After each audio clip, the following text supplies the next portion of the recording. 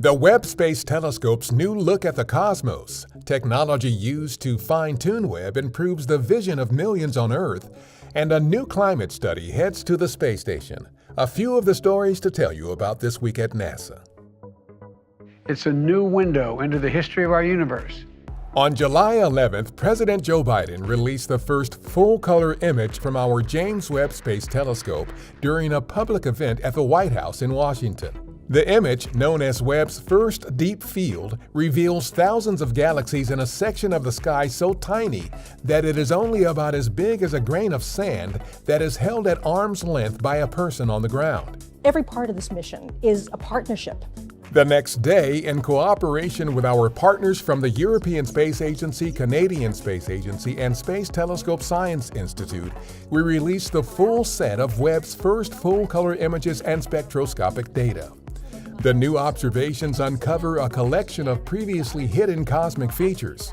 This includes the clear signature of water on a planet outside our solar system that was not detected by previous studies of that planet, the earliest rapid phases of star formation in the Carina Nebula, never-before-seen details of a galaxy group that may help us better understand galactic mergers and interactions, and a second dying star brought into full view for the first time by Webb's new infrared look at a planetary nebula about 2,000 light-years from us.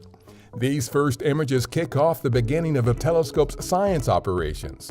Now, astronomers will have a chance to utilize the power of Webb to observe everything from objects within our solar system to activity from the very early history of the universe. We are now going to be determining things that we don't even know what the questions are that we ought to ask.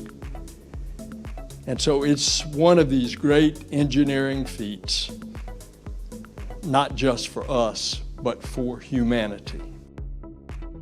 Meanwhile, some NASA-developed technology used during construction of the Webb Space Telescope to measure deviations in its mirrors is driving major improvements to LASIK laser eye surgery and helping to improve the vision of millions of people on Earth. Medical company Johnson & Johnson has incorporated the tech into a device that takes precise eye measurements to map imperfections in visual pathways and cornea curvature. NASA has a long history of transferring technology to the private sector. Learn more about our efforts to bring space technology down to Earth at spinoff.nasa.gov. On July 14th, a SpaceX Dragon spacecraft launched from Kennedy Space Center in Florida with more than 5,800 pounds of cargo for the crew aboard the International Space Station. The cargo includes a new NASA climate study called the Earth Surface Mineral Dust Source Investigation, or EMIT. This research could help us learn more about the composition of mineral dust carried through the atmosphere from deserts and its effects on our climate. Our Perseverance Mars rover is still conducting its science campaign. The rover recently collected its 10th rock core sample at Jezero Crater's ancient river delta.